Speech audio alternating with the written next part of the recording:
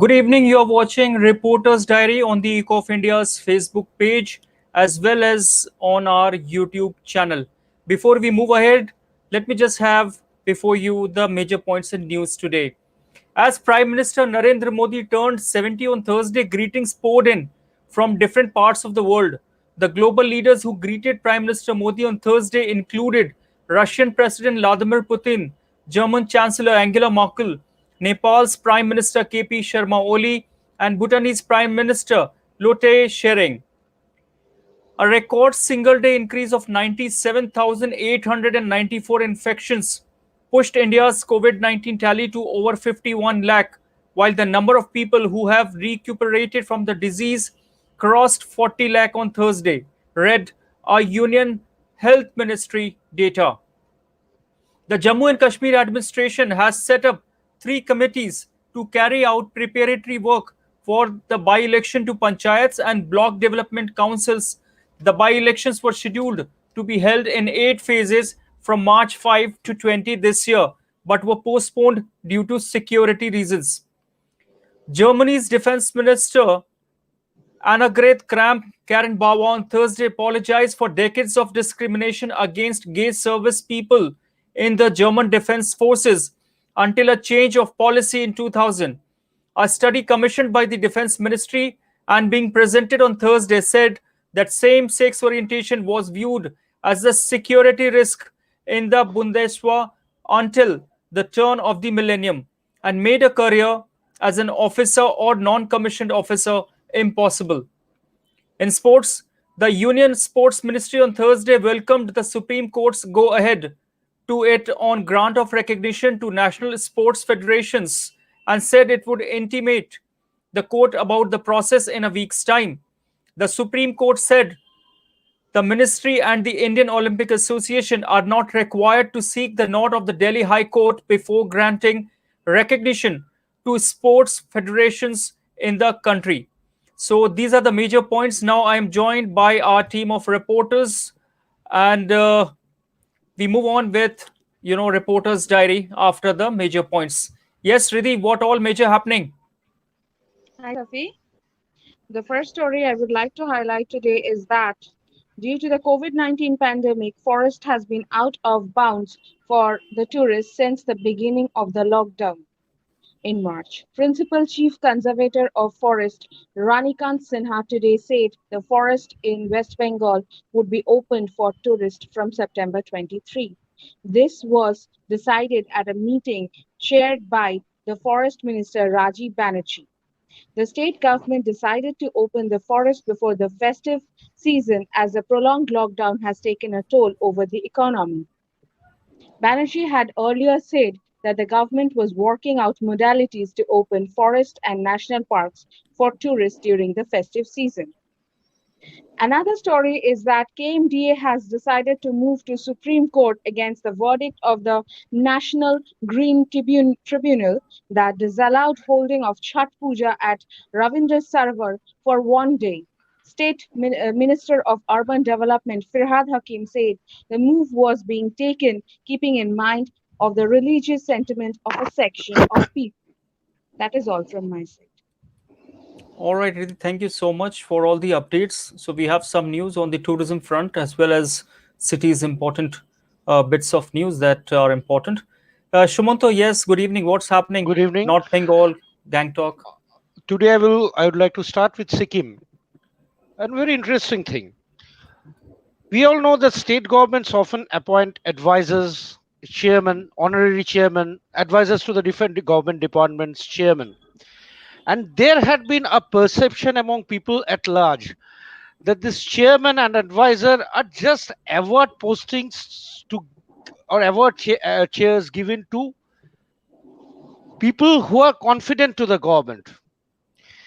But today, the Sikkim Chief Minister Prem Singh Tamang Gole, while welcoming a group of such advisors and chairmen, said that it will be wrong to think that your chairs are just ornamentary chairs. You have equal responsibilities like the elected representatives, like ministers, bureaucrats, to be a part in the policy making process and guide the government, and if necessary, influence them in making policy decisions that are for welfare of the people.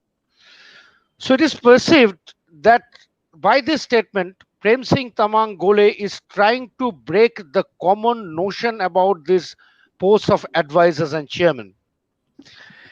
There's an interesting piece of news coming from Shiliguri as well.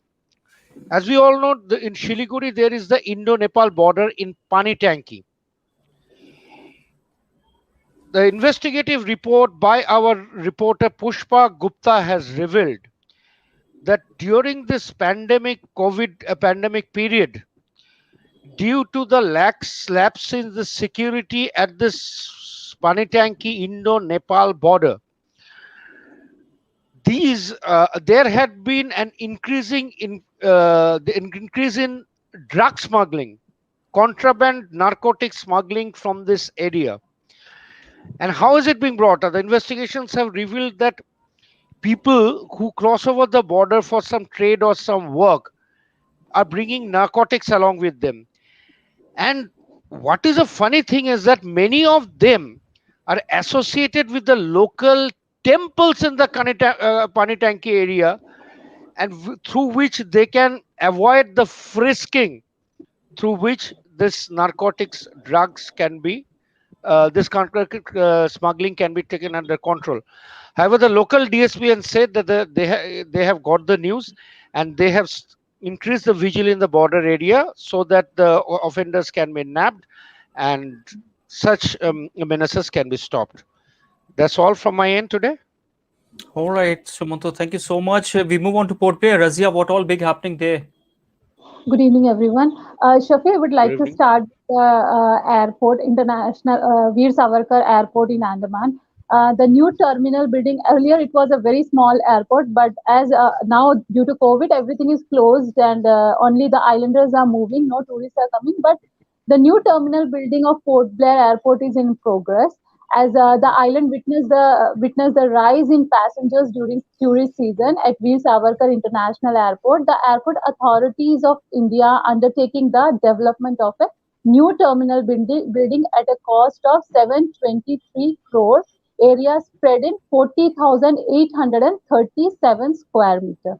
And this new building will be able to handle about 50 lakhs passengers yearly. And as the island is surrounded by sea and full of nature, so this airport is inspired by nature. The design developing in shell-shaped structure depicting the sea and islands with aluminium sheets, roofing and cable. The steel-framed building will have 100% natural lighting. Another story, Shafi, is to provide transportation facilities. Due to COVID-19, the transportation services was stopped by the administration. Even the vessels of Directorate of Shipping Services was stopped, but the Deputy Commissioner has taken an initiative, and now regular boat services are provided to the inter-island peoples of these islands, so they can move up and down to and reach their places in inter-island and come back to Port Blair for a treatment visit. So people are appreciating the Deputy Commissioner's effort, like he allowed inter-island boat services on a regular basis, which was their demand. And the last one is, as today is a Mahalaya festival for the Bengali people here in Andaman. Also, this festival was celebrated by these Bengali people. So that's all from Port Blair, Shafi. All right, so on this happy note of Mahalaya, with best wishes for Mahalaya from our end, also to all our viewers. Reporter's Diary is, we have had whatever was there this evening, we have here in the Reporter's Diary. So thank you, Razia. Thank you, Riddhi. Thank you, Shumanta, for being a Thank part you. of Reporter's Diary. Viewers, thanks for watching Reporter's Diary. We'll catch up again tomorrow at 6:30 on our Facebook page as well as on our YouTube channel. Thanks for watching.